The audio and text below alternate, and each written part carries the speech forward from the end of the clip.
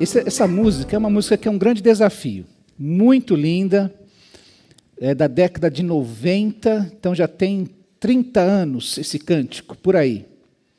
O pastor Daniel Souza, lá do Litoral, compôs essa música, fez muito sucesso naquele período, e até hoje, quando a gente canta, a gente fica feliz pela letra dela, e incomodado ao mesmo tempo, porque ela traz alguns desafios muito grandes, e que nos faz pensar sobre ser igreja. O que é ser uma igreja? O que é ser esse corpo? É interessante que a música chama Corpo e Família. Como hoje nós estamos no mês de maio tratando sobre a igreja, sobre a família, semana passada nós vimos sobre casa, lar e família, e hoje eu gostaria de pensar sobre a família da fé. A igreja como família da fé. O cântico chama Corpo e Família, metáforas que a Bíblia usa para falar da igreja, desse grupo de irmãos que se reúne num determinado local. Ela é o corpo de Cristo. Esta igreja aqui, ela não é um pedacinho do corpo de Cristo, ela é o corpo de Cristo. Cada local onde as pessoas se reúnem para adorar ao Senhor e em nome de Jesus, elas se reúnem como a igreja de Cristo. E elas são o corpo de Cristo visível no mundo e são a família de Deus que ali se reúne. A gente se chama de irmãos, né? O irmão Jonathan, a irmã Roseli, o irmão chefe Alex. Eu falei que ele é chefe porque ele é chefe mesmo, tá? Ele trabalha com isso, tá? Então, quando a gente fala assim, chama alguém de irmão, não é porque a gente gosta, é porque a Bíblia diz que nós nos tornamos agora irmãos uns dos outros, porque fomos adotados na família de Deus, passamos a ser irmãos de Cristo, ele passa a ser o primogênito entre muitos irmãos, e nós agora nos tornamos co-herdeiros com Cristo. E é por isso que a gente se chama um ao outro de irmão. Veja que coisa, que privilégio e que coisa séria, não é? Para a nossa vida.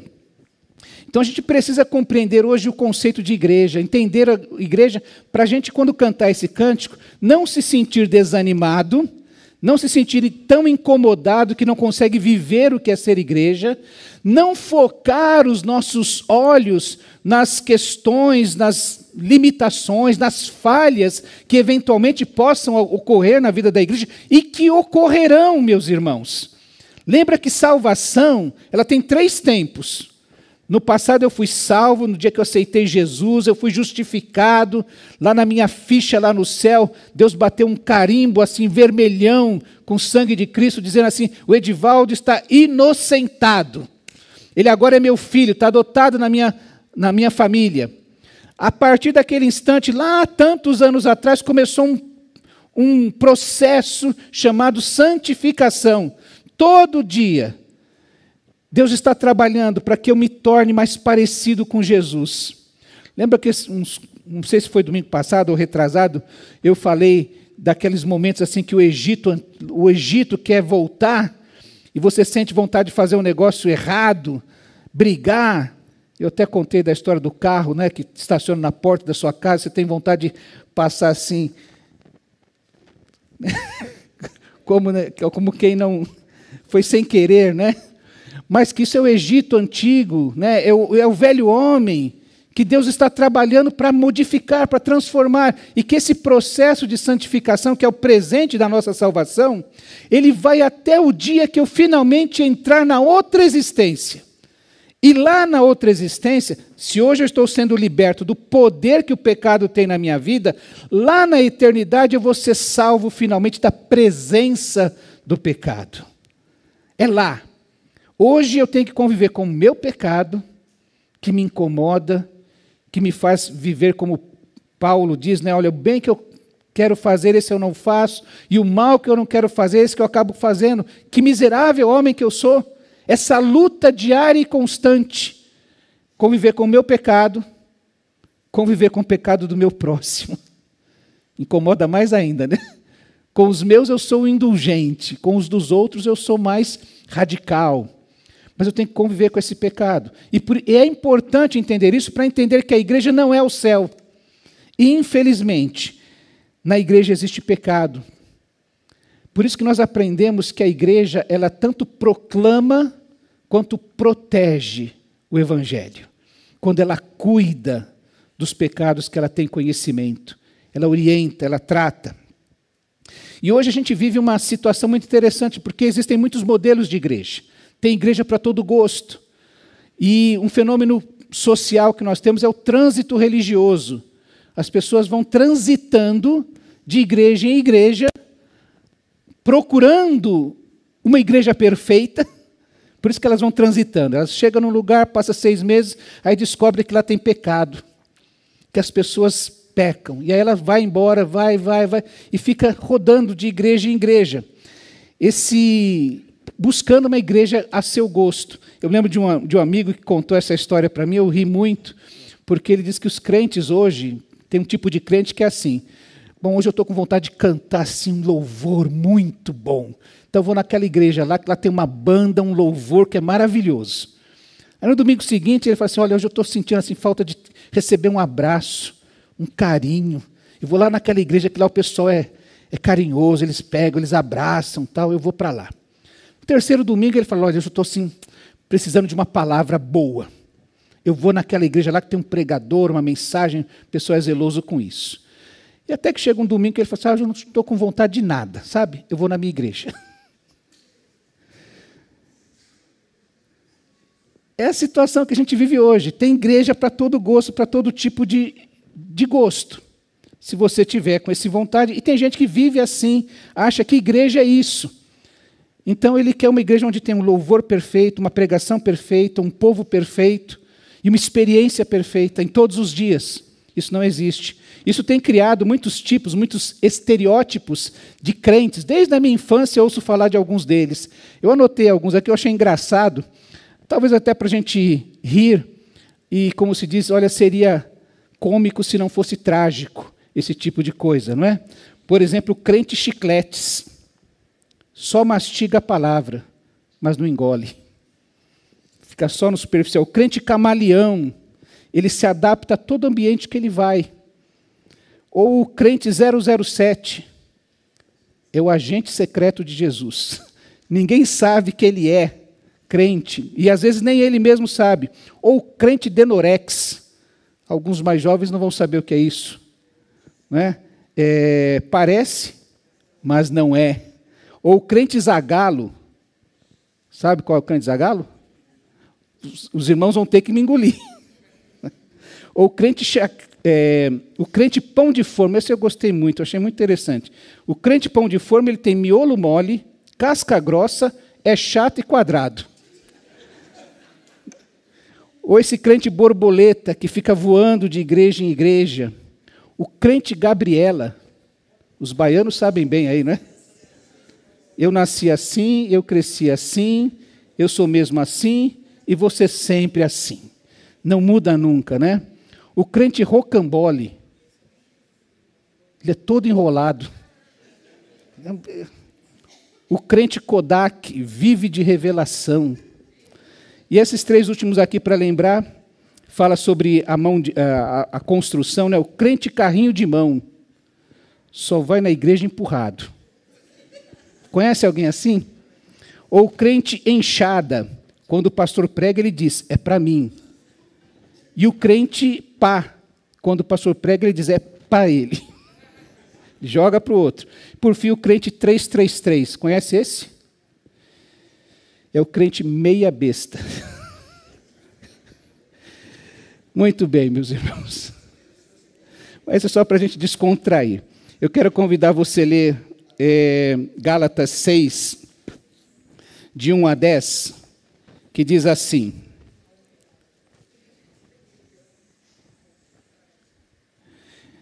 Gálatas 6, de 1 a 10, diz assim. Irmãos, se alguém for surpreendido em algum pecado, vocês que são espirituais, deverão restaurá-lo com mansidão.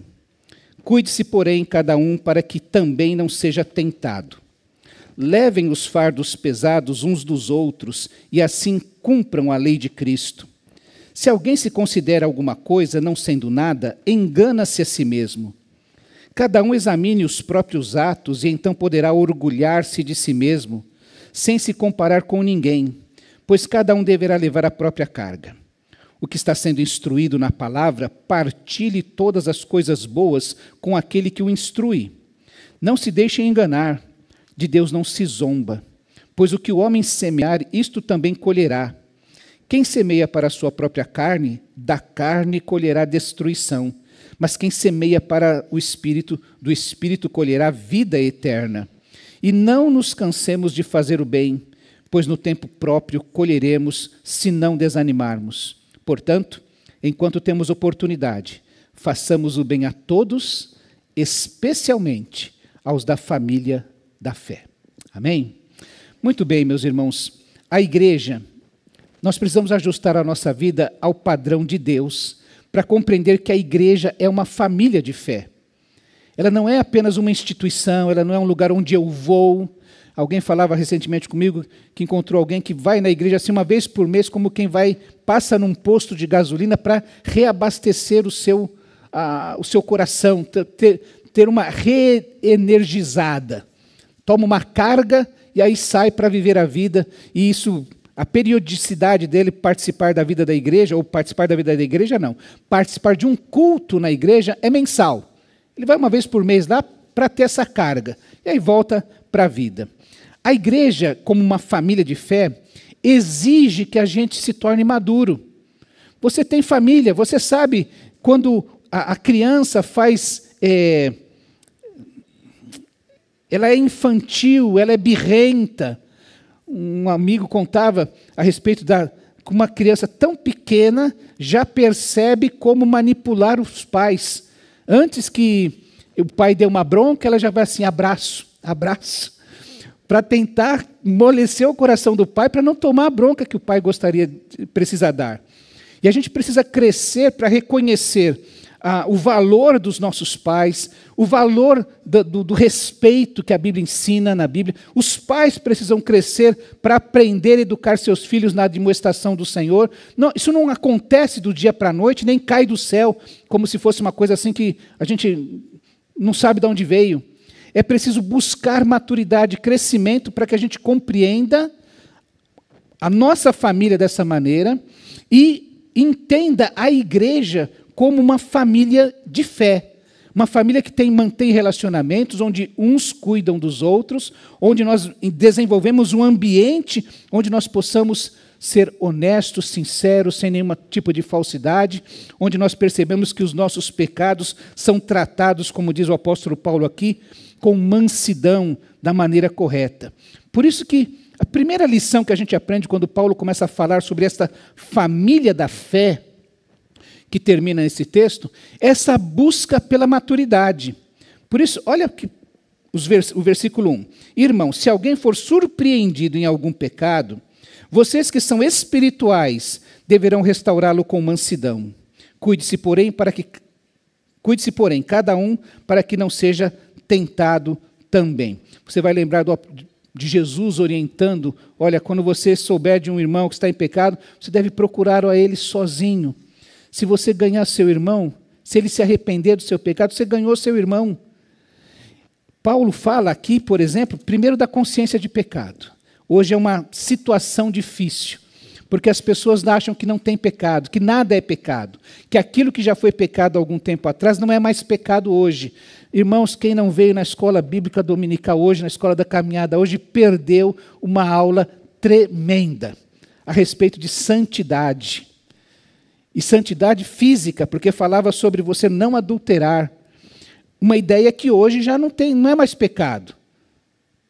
Nós vimos recentemente que antigamente adultério dava até prisão. Tá? Hoje não dá. Você pode se casar quantas vezes desejar.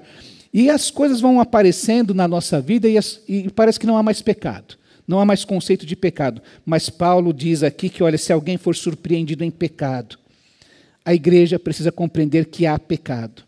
Quando você vive de uma maneira que você não tem consciência do pecado, você não está vivendo como uma família, nem considerando os seus pecados e nem considerando os pecados alheios. Como nós dissemos, lá no céu não vai ter mais pecado, mas aqui eu tenho que lidar com os meus e com os seus. Uma busca de restauração com mansidão. A igreja, gosto de dizer que ela é o ambiente da graça de Deus. O que nós oferecemos aqui, o que nós proclamamos aqui, a paz em Cristo que nós acabamos de cantar, eu declaro a paz em Cristo, é aquilo que Jesus fala aos seus discípulos naquela última ceia. Olha, eu deixo-vos a paz. O meu sacrifício, a minha morte na cruz, vai fazer a paz entre o ser humano e Deus. E eu deixo a minha paz para vocês, a paz do meu coração que você vai sentir em você. É esta paz que está sendo dada. E esse é um ambiente que a graça de Deus é oferecida para que haja restauração das vidas. Pastor, eu fiz tudo errado na vida, não tem problema. A partir daqui, você pode fazer certo. Lembra-se de Zaqueu? Olha, se eu tenho defraudado alguém, eu vou restituir 4 vezes mais. E é diante disso, olha, o que eu fiz no passado eu quero consertar daqui para frente. É diante desta atitude que Jesus declara, hoje houve salvação nessa casa. Porque a graça de Deus cria exatamente essa nova realidade na vida das pessoas. E uma maturidade frente à própria tentação. Nós precisamos aprender na vida da igreja a respeitar aqueles que são espirituais, que a Bíblia chama de presbíteros na vida da igreja. Lembra de Tiago falando, olha, se alguém está doente, mande chamar os presbíteros. São os líderes espirituais da igreja que podem orar por ele e orientá-lo sobre o pecado. Se ele houver cometido pecados, vão ser perdoados. Porque essas pessoas, esses líderes espirituais, são capazes de apontar a pessoa de Cristo, apontar o sacrifício de Cristo, apontar para o poder que há no sangue de Cristo, apontar para a cruz de Cristo, como solução para a vida das pessoas. E nós precisamos compreender exatamente isso. A vida da igreja, a igreja, ela é o ambiente do sobrenatural.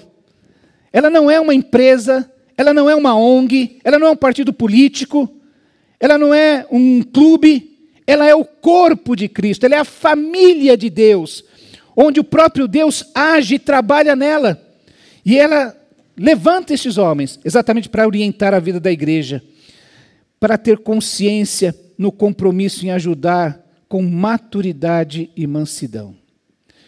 Aos crentes maduros, que vão ajudar em mansidão, a ajudar outros a se tornarem maduros. Aquele que estava em pecado, caindo em si e se arrependendo, pode crescer. Se é necessário que mais 1 ou 2 irmãos vão, se ele se arrepender, ele vai crescer. Se você, não importa quanto tempo você está na vida da igreja, quanto tempo você é crente, você precisa crescer, você precisa amadurecer. É para isso que Paulo nos chama, para que nós sejamos restaurados e cresçamos nessa maturidade com relação ao nosso pecado, aquilo que nós podemos melhorar em nós. Ele também vai falar sobre um segundo aspecto, que é de cada um cuidar do seu próprio eu. Veja os versos 2 a 6, que diz assim: levem os fardos pesados uns dos outros e assim cumpram a lei de Cristo. Se alguém se considera alguma coisa não sendo nada, engana-se a si mesmo. Cada um examine os próprios atos e então poderá orgulhar-se de si mesmo, sem se comparar com ninguém, pois cada um deverá levar a própria carga. O que está sendo instruído na palavra, partilhe todas as coisas boas com aquele que o instrui. Levar os fardos pesados uns dos outros por amor a Cristo. Se você fizer alguma coisa na vida da igreja que não seja olhando para Jesus e por causa de Jesus, logo você vai desanimar. Quem é casado aqui sabe que se você for amar a sua esposa só pelo que ela merece, você vai desanimar. O contrário também é verdade. Se a esposa for amar o marido só pelo que ele merece, uma hora você vai desanimar. Por isso que Paulo pede para que a gente olhe, por amor a Cristo, viva a vida da igreja. Se eu ficar olhando para cada irmão, para os defeitos, para as limitações, aí você desanima. Mas se nós pudermos fazer isso, cada um exercer o seu dom, o seu talento, ocupar o seu espaço na vida da igreja, por amor a Cristo, então você vai conseguir perseverar, como Paulo vai falando aqui. Levem os fardos pesados uns dos outros, por amor a Cristo. Toda hora você vai pensar assim, mas fulano podia fazer um esforço maior, né? Já tá me cansando ter que ajudar, cuidar do outro. Mas quando eu faço isso por amor a Cristo, eu posso compreender, eu posso ter forças para continuar caminhando diante desses pecados. Quando ele fala sobre esse conceito equilibrado de si mesmo, olha, se alguém se considera alguma coisa não sendo nada, engana-se a si mesmo. Paulo, quando está escrevendo aos Gálatas, vai nos lembrar do Evangelho. Um Evangelho que do começo ao fim é feito por causa de Deus, por causa do que Deus fez. Foi Ele que nos amou, foi Ele que derramou graça, foi Ele que enviou o Filho, foi Jesus que veio ao mundo, foi Jesus que morre na cruz, é Deus que o ressuscita dos mortos, é Deus que oferece a salvação e nós simplesmente a recebemos pela fé. E aí, se nós todos somos pecadores, e se nós todos fomos agraciados por essa obra de Deus a nosso favor, por que um pensa que é mais que o outro? Por que um pensa que merece mais honras do que o outro? Por que um acha que pode mandar mais do que o outro? Uma das coisas mais belas do Evangelho, o livro de Amós fala isso. Uma hora a gente vai ter a oportunidade de estudar Amós. O mais forte, ele tem o dever de proteger o mais frágil. O mais forte tem o dever de proteger o mais frágil. Quando você encontra Jesus, naquela última ceia, falando com os discípulos, diz assim, olha, o maior entre vocês tem que ser quem? Aquele que serve, aquele que lava os pés dos outros. Eu fiz isso com vocês, para vocês aprenderem e seguirem o meu exemplo. Então nós precisamos aprender esse conceito equilibrado a respeito de nós mesmos. Eu estou aqui para servir. E ainda terminar, depois de servir a Cristo por amor, não estou servindo a Catarina. Eu estou servindo a Cristo. Na vida da Catarina. E quando terminar de fazer isso, olhar para o meu serviço e falar assim, eu sou um servo inútil. Eu só fiz o que me foi mandado fazer. É esse conceito que nós devemos ter a respeito de nós mesmos. Nós somos servos e estamos aqui para servir ao outro. Nesse sentido, ele pede para que a gente cuide de si mesmo. No verso 5 diz, pois cada um deverá levar a própria carga. Parece uma contradição, porque nós devemos levar as cargas uns dos outros. Mas aqui diz que nós devemos cada um vai levar a sua própria carga. Olha, meus irmãos, na vida da igreja é assim. Quem precisa, a gente precisa cuidar. Quando ele fala de cuidarmos uns dos outros, ele vai falar a respeito exatamente de você cuidar uns dos outros, não é da vida do outro. Entenda bem isso, né? Não é para cuidar da vida do outro, é para cuidarmos uns dos outros e cuidar daqueles que têm necessidade, daqueles que precisam, daqueles que estão fragilizados. O nosso Deus é um Deus que cuida, especialmente dos mais fracos. No Antigo Testamento era a viúva, o órfão, o estrangeiro e o pobre. Deus cobra o seu povo, vocês precisam fazer justiça com esse pessoal que está fragilizado. Quando chega no Novo Testamento, o próprio Jesus, ele vai e atende exatamente os mais vulneráveis. São mulheres, são publicanos, são crianças. Especialmente as mulheres no Evangelho de Lucas são cuidadas, têm um olhar especial de Jesus. Aqueles que estão necessitados, que precisam de curas de todos os tipos. E o nosso trabalho é exatamente levar as cargas pesadas uns dos outros, cuidarmos uns dos outros. O outro aí é o que está necessitado. Lembra da parábola do bom samaritano? Quem é o meu próximo? Era a pergunta. Meu próximo é aquele que está necessitado. É aquele que está caído e precisa de ajuda. É esse que você precisa ajudar. A gente precisa então cuidar do mais fraco e cuidar cada um de si mesmo. Porque, meus irmãos, tem um outro crente aqui que eu não citei, que é o crente 6 horas. Já ouviram falar do crente 6 horas, né? Ele está sempre 6 horas por mim, 6 horas por mim, 6 horas por mim. E não sai desses 6 horas. Porque ele não faz nada, ele não está um passo adiante, ele não busca alguma coisa. Eu tratei de uma pessoa que estava em uma situação de depressão, Então ele fala assim, olha, eu tenho certeza que Deus vai chegar a minha hora e Deus vai cuidar de mim. Eu falei, meu irmão, deixa eu falar uma coisa para você. Deus cura, é verdade. Com meios ou sem meios, é sempre Deus que cura. Mas você precisa ir nessa terapia com o psicólogo, você precisa tomar o remédio que o psiquiatra mandou, você precisa ter um acompanhamento espiritual na sua vida, estar numa comunidade que possa trazer saúde para você, onde você possa ser discipulado e crescer, inclusive para lidar com os pecados alheios que você hoje culpa por serem a causa da sua depressão. Tipo, tomei um fora da namorada, entrei no estado depressivo. Não é? Como é que você vai lidar com as frustrações da vida e das pessoas que cometem na sua vida, desses pecados do outro? É através do discipulado, do crescimento, da maturidade. Então nós devemos cuidar uns dos outros, mas não ficar cuidando da vida do outro. Quando aquele que está frágil necessita, nós vamos ajudá-lo. E prontos a contribuir financeiramente, o que Paulo fala aqui na vida da igreja. Quem está sendo instruído na palavra, partilhe todas as coisas boas com aquele que o instrui. Você sabe que uma das situações muito interessantes, eu vou falar en passant, desse pessoal que é o crente borboleta, né, que fica passeando de igreja em igreja, é que ele não tem esse compromisso financeiro com a igreja. Então ele vai aqui, se ele der oferta, deu, se não der, também não deu. E passa o mês passeando em todos os lugares sem compromisso algum, nem financeiro, nem de oração. Porque ele vai lá para que alguém ore por ele. Geralmente ele vai à frente, naquele momento de oração, para receber uma oração. Mas ele não tem o compromisso de orar pela sua igreja, pelos seus líderes espirituais. Não tem compromisso de sustentar aquela estrutura tão maravilhosa que ele busca todos os domingos.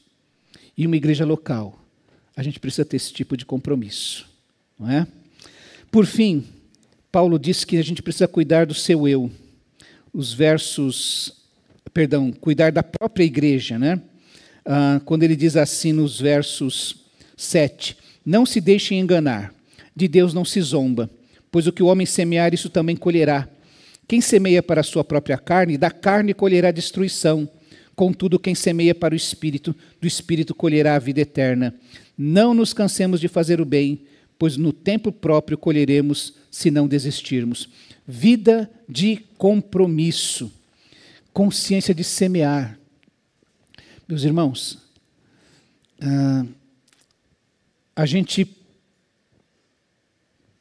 para você ter vontade de ler a palavra de Deus, você precisa começar a ler. Isso não vai surgir de qualquer jeito. Você precisa assumir um compromisso de separar um tempo, de desligar a televisão, o celular, mas de se comprometer com isso. Porque é uma lei bíblica, você colhe aquilo que semeia. Não adianta plantar abacate pensando em colher abacaxi. Ou melhor, com esse tipo de pensamento você vai acabar colhendo abacaxi mesmo, só problema para você. Mas a gente colhe aquilo que semeia, aquilo que planta. E se eu busco a palavra, eu vou ter mais sabedoria. Se eu busco a comunhão com Deus, eu vou ter mais sensibilidade espirituais daquele que instrui na palavra. Deus vai abrir o meu entendimento. Então, primeiro ter essa consciência de semear. É aquilo que a gente tem falado para os pais das crianças na vida da igreja. Se você trouxer o seu filho, nós temos o compromisso de ensiná-lo a ser um homem e uma mulher de Deus. Mas se você acha que é mais importante ir no cinema, no shopping, na festinha, e que não dá tempo, na praia, onde for que for, não dá tempo de vir à igreja, aí a gente não consegue fazer muita coisa. O que você vai semear na vida do seu filho? Aliás, a lição de hoje dos adolescentes foi a respeito disso. Família. O que é que você tem aprendido com a sua família? Se seu filho adolescente não veio, ele perdeu. Uma lição maravilhosa também. Então, essa consciência de semear de maneira perseverante. A gente tem é uma praga, porque isso sim entrou na vida das igrejas, né? Na ideia de que tudo acontece com uma oração forte. Então, vou chamar você aqui, você vai vir aqui, eu vou orar por você, vai acontecer um negócio milagroso na sua vida. E a partir daqui você vai sair modificado, transformado, venceu o seu pecado, venceu o seu desânimo. E a Bíblia fala da gente ser perseverante naquilo que faz. Se nós não desanimarmos, se formos perseverantes, nós vamos colher. A vitória que você precisa, a transformação da sua vida que você precisa, tem que ter essa disposição sua nesse sentido. Ser perseverante. Essa é a exortação que Jesus faz aos seus discípulos, essa é a exortação que o escritor aos Hebreus faz. Olha, olhem para os heróis da fé, como eles, mesmo sendo perseguidos, e alguns não vendo, inclusive, a resposta das suas orações, mantiveram-se perseverantes. Então, fixem o olhar de vocês em Jesus e caminhem. Ele é o autor e consumador da nossa fé. Ele vai nos fazer chegar em vitória aonde precisamos chegar. Meus irmãos, Paulo termina esse trecho aqui dizendo assim: portanto, enquanto temos oportunidade, façamos o bem a todos, especialmente aos da família da fé. Nós somos jogados e enviados ao mundo para fazer o bem. A todos. Jesus, quando separou os seus 12 apóstolos, quando separou os 70 discípulos, ele os enviou ao mundo: vão, expulsem demônios, curem os doentes, preguem, proclamem o reino de Deus. A todo mundo. Sejam como aquele semeador que sai lançando a semente para todo tipo de solo. Ele tem que lançar a semente. E essa é a nossa tarefa no mundo, de irmos ao mundo fazer o bem a todos, mas especialmente aos da família da fé. A esse irmão que você conhece tão bem, que você já convive há 30 anos, que você conhece algum dos defeitos recorrentes. Faz 30 anos que eu conheço, pastor, faz 30 anos que, infelizmente, de vez em quando acontece a mesma coisa. Somos chamados a fazer o bem a eles, tendo compromisso com o bem e a consciência de família. Ele é a minha família. Eu me lembro de uma pessoa que teve uma dificuldade na vida da igreja, e alguns irmãos foram ao pastor e falaram: pastor, não dá, não é possível isso. Fulano está se comportando assim, não dá. Aí o pastor acalmou todo mundo, aqueles ânimos mais acirrados, falou: olha, eu vou lidar com ele, porque se ele não crescer se esbarrando na igreja, lá fora é que ele não vai crescer, nunca. Então a gente precisa chamar, orientar, procurar o bem dele. Se ele por um acaso for uma pessoa que não aceita a orientação da igreja, é outra história. Mas o primeiro desafio que nós temos é exatamente tentar restaurá-lo com mansidão. Não é assim que você faz com seu filho? Não é assim que você faz com um parente querido seu? Não é assim que quando você encontra alguém íntimo seu, da sua família, você: olha, precisamos dar um jeito aqui, vamos tentar tratar entre nós? Uma vida em família é uma vida que exige maturidade. Eu comecei dizendo isso, quero terminar dizendo isso. A gente precisa crescer. E assim nós temos os nossos cultos, nós temos grupo pequeno, nós temos a escola da caminhada, nós temos encontro de homens, de mulheres, casais, tudo isso buscando oferecer crescimento. Nós somos família, aprendemos isso porque nós somos adotados por Deus. Nós éramos inimigos de Deus, mas agora Ele nos adotou na sua família para sermos expressão dEle no mundo, para nos parecermos com o Pai. Todo crente devia ter a cara do Pai. Já pensou nisso? Que todo mundo que estivesse conosco devia olhar para nós e falar: nossa, você parece com o Pai Celestial. Que, aliás, foi isso que Jesus disse no Sermão do Monte, quando disse: olha, sejam vocês perfeitos em amor, como é perfeito o vosso Pai Celestial.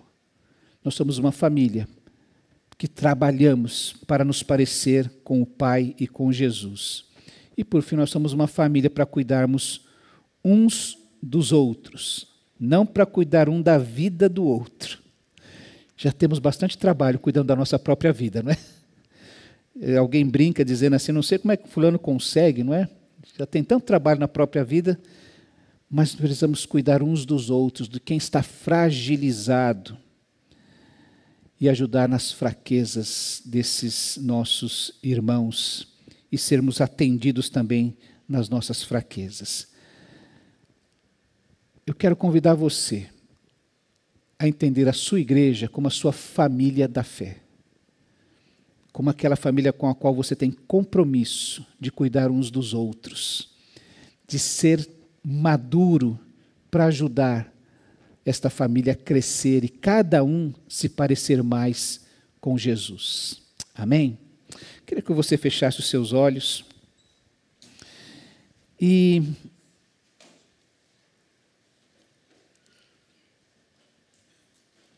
falasse com Deus agora. Talvez você tenha percebido que você pode ser um membro da família melhor, servindo, ajudando a carregar as cargas pesadas uns dos outros, buscando maturidade para expressar Jesus ao cuidar da sua própria vida e ao cuidar daqueles que estão fragilizados. Vamos pedir a Jesus a nos ajudar a cuidar do nosso próprio eu. E vamos pedir a Jesus para nos ajudar a sermos, de fato, a família de Deus, expressando o seu amor ao mundo.